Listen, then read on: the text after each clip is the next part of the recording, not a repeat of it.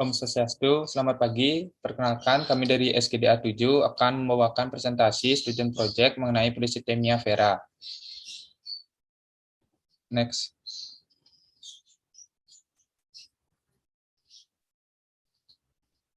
Berikut merupakan anggota daripada kelompok SKDA 7.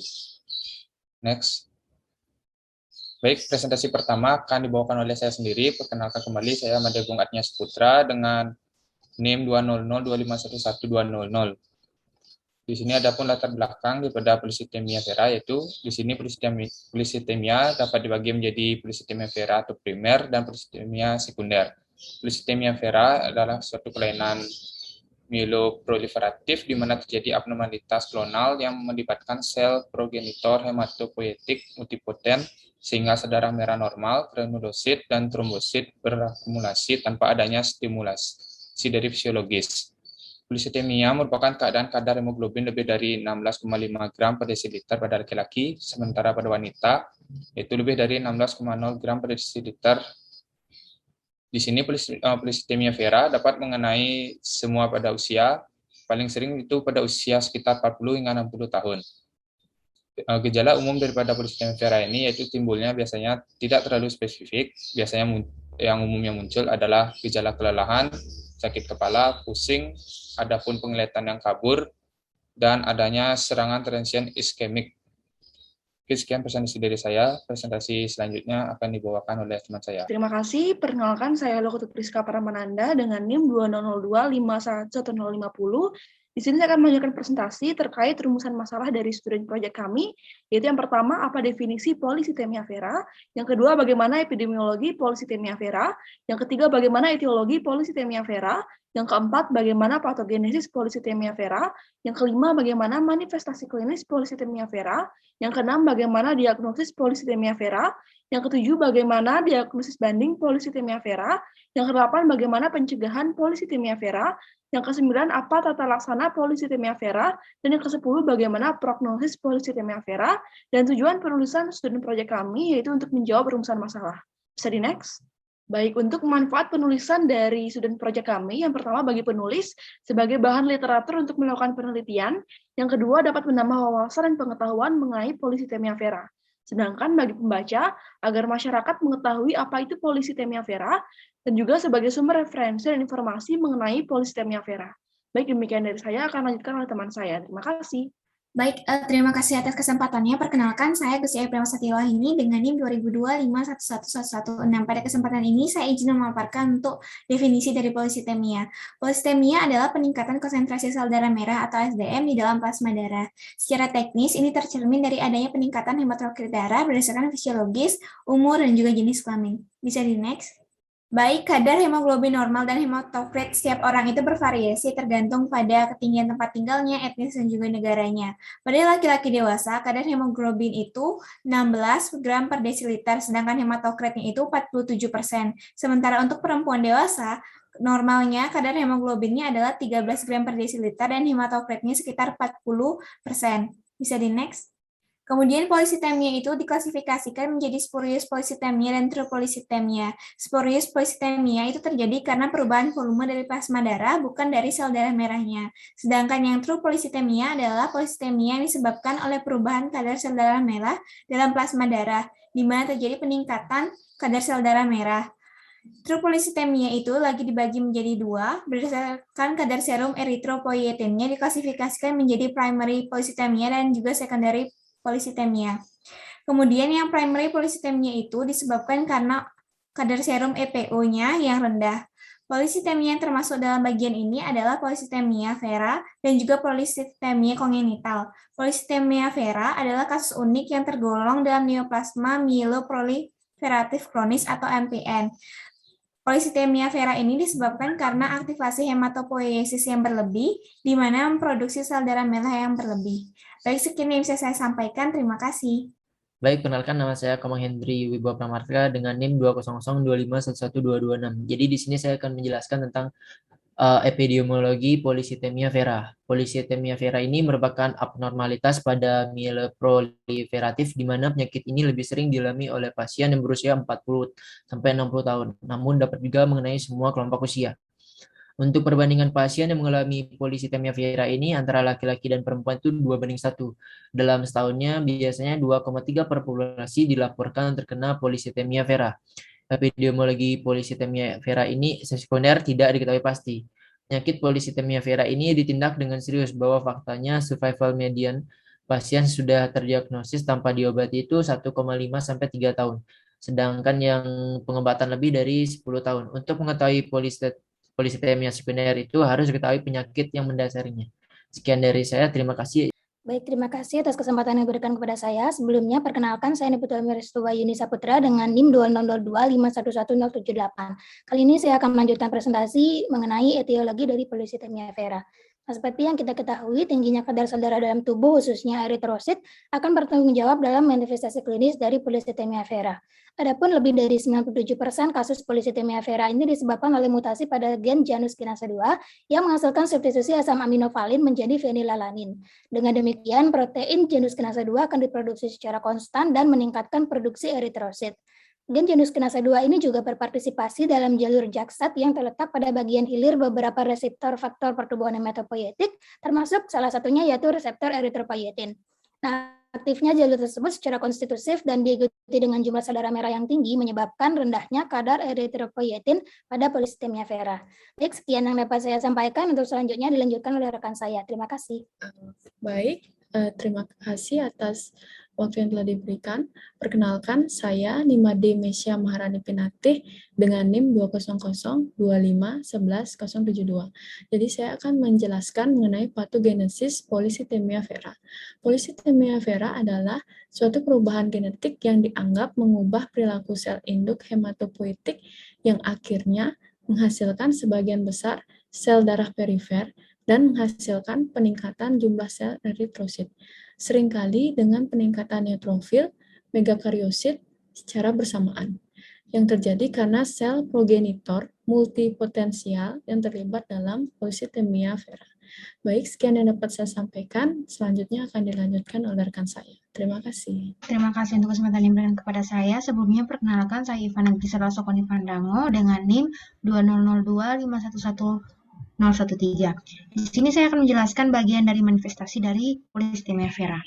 Jadi, gejala umum dari polisitemia vera itu adalah tidak spesifik, seperti sakit kepala, kelelahan, penglihatan kabur sementara. Pasien juga akan mengalami nyeri perut yang kurang spesifik, dan pasien juga bisa mengalami pruritus pada punggung, dan ada riwayat epitaksis, perdarahan pada gastrointestil, dan juga pasien bisa mudah memar.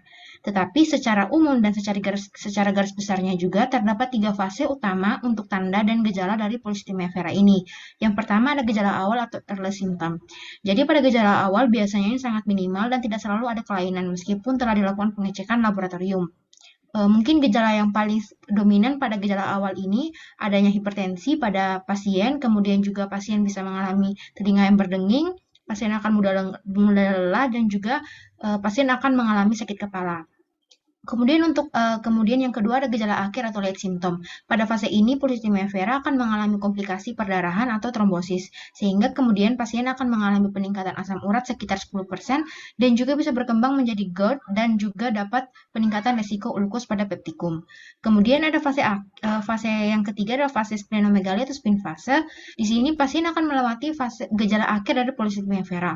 Sekitar 30% dari pasien akan berkembang menjadi fase splenomegali, di mana pada fase ini, pasien akan mengalami kegagalan sumsum tulang, sehingga pasien akan mengalami anemia berat. Kemudian pada pemeriksaan juga didapati adanya pembesaran pada limpa dan hati. Pada fase ini, pasien sangat membutuhkan transfusi darah. Sekian yang bisa saya sampaikan. Baik, terima kasih. Perkenalkan, nama saya Almatari Karismararjo dengan 3 digit yang terakhir 153. Jadi di sini saya akan menjelaskan tentang diagnosis polisitemia. Jadi diagnosis polisitemia awal berdasarkan anamnesis, pemeriksaan fisik, dan tes laboratorium. Pada anamnesis, awal dokter perlu mengetahui riwayat penyakit gangguan kardiovaskuler dan cerebrovaskuler, penyakit keganasan atau tumor, riwayat keluarga, apakah pernah menderita berbagai penyakit yang berkorelasi dengan neoplasma mieloproliferatif seperti polisitemia vera, myelofibrosis primer, atau trombositopenia esensial. Untuk pemeriksaan fisik, dokter bisa menemukan hepatomegali dan splenomegali, konjungtival pletora, brodikanosis, dan skin pletora. Pada pemeriksaan blood smear atau hapusan darah tepi dapat terjadi peningkatan jumlah red blood cell, hematokrit, dan massa red blood cell. Berdasarkan WHO, kadar di bawah normal pada serum eritropoietin juga membantu mendiagnosis dan menjadi kriteria minor pada kriteria diagnosis polistemia vera. Diagnosis polistemia vera ini sering membutuhkan adanya bukti dari mutasi JAK2. Pada temuan ini bisa diperoleh dari peripheral blood smear menggunakan screening mutasi JAK2, exon 12, dan JAK2, exon 14, dan PCR. Diagnosis polistemia vera ini ada 3 kriteria mayor dan atau bisa menggunakan 2 kriteria mayor pertama dengan kriteria minor. Next. Baik, selanjutnya diagnosis banding. Keganasan mieloproliferatif seperti esensial trombositemia dan myelofibrosis merupakan akibat dari mutasi JAK2 selain polistemia vera. Hal ini menyebabkan ketiganya memiliki keterkaitan. Pada penderita polistemia vera, mutasi JAK2 positif sekitar 95% sampai 100%. Sedangkan pada keganasan myelofibrosis dan esensial trombositemia sekitar 50% sampai 60%. Ketiganya ini bisa dibedakan dengan eritrositosis, namun tidak semuanya gejala menjadi polistemia vera. Cara membedakan ketiga penyakit ini adalah dengan melihat proporsi komplikasi dan manifestasi klinis yang dihasilkan. Sekian dari saya, terima kasih. Perkenalkan, nama saya Ngurah Bagus Putra Darmawan dengan NIM 20025111183. Pencegahan polisitermia vera. Polisitermia vera dapat dicegah dengan pola hidup sehat seperti tidur yang cukup, makan yang teratur, serta bergizi, dan olahraga teratur. Setiap orang tentunya disarankan untuk pola hidup yang sehat karena sangat bermanfaat bagi tubuh. Seperti dapat menjaga stamina baik untuk kesehatan mental serta terhindar dari berbagai penyakit seperti polisitermia vera. Terima kasih, selanjutnya akan dibawakan oleh teman saya. Baik, perkenalkan saya Niputu Miramata Dewi dengan NIM 200251122.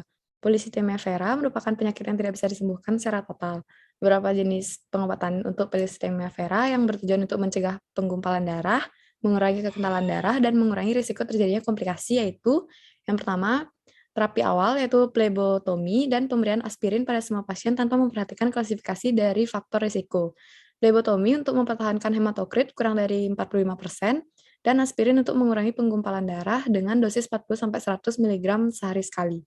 Pasien dengan risiko rendah yaitu usia kurang dari 60 tahun, yang memiliki gejala simptomatik seperti gejala kardiovaskular, terdapat leukositosis, dapat diberikan aspirin sebanyak 2 kali sehari. Yang kedua ada kemoterapi sitostatika yang bertujuan untuk sitoreduksi. Salah satunya yaitu terapi lini pertama menggunakan hidroksiurea. Terapi ini dapat digunakan untuk pasien dengan risiko tinggi, yaitu lebih dari 50 tahun dengan dosis hidroksiurea 2 kali 500 mg. Jika pasien mengalami trombosis arteri, dapat diberikan aspirin 2 kali sehari, dan jika pasien mengalami trombosis vena, dapat memberikan antikoagulan sistemik. Selanjutnya, jika pasien mengalami resisten terhadap hidroksiurea, dapat diberikan interferon alfa untuk pasien lebih muda, busulfan untuk pasien lebih tua, dan jika gagal dengan pengobatan interferon alfa dan busulfan, dapat diberikan ruxolitinib.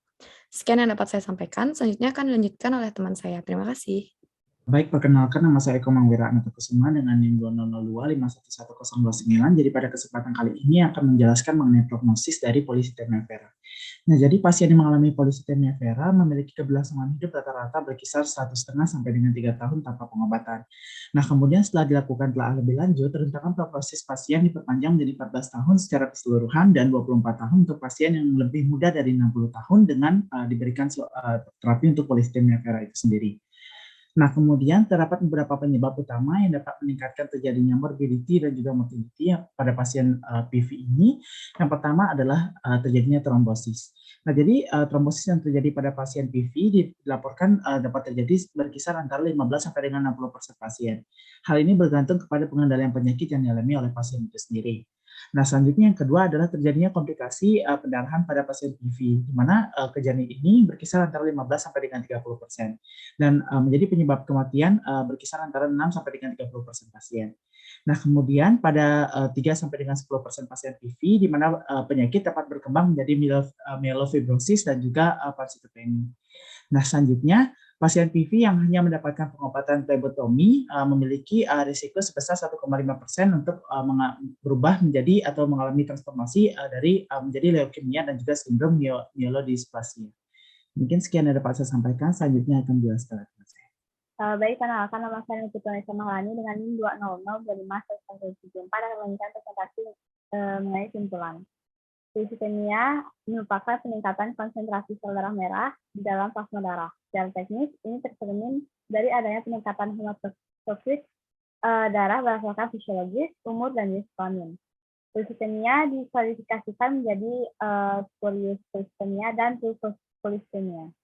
Gejala umum yang biasanya terjadi itu tidak spesifik seperti sakit kepala, kelelahan, penglihatan kabur sementara. Terdapat 3 fase untuk tanda dan gejala dari polisitemi vera, yaitu yang pertama gejala awal, gejala akhir, dan fase splenomegali.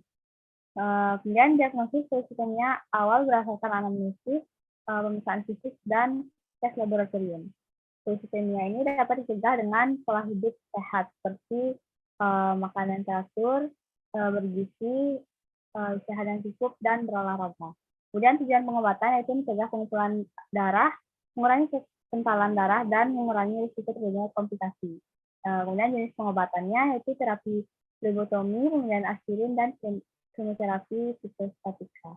Dan presentasi saya selanjutnya berikut referensi yang kami gunakan dalam pembuatan studi proyek kami. Sekian presentasi dari SBDA 7. Kami ucapkan terima kasih kepada Dr. Nyoman Bayu Mahendra, SPG Konsultan Onkologi sebagai fasilitator kami. Kemudian pada Dr. Hakan, Ketua Universitas Cipta Engineer SPTD sebagai evaluator kami. Mohon maaf apabila ada kesalahan kata. Sekian dan terima kasih.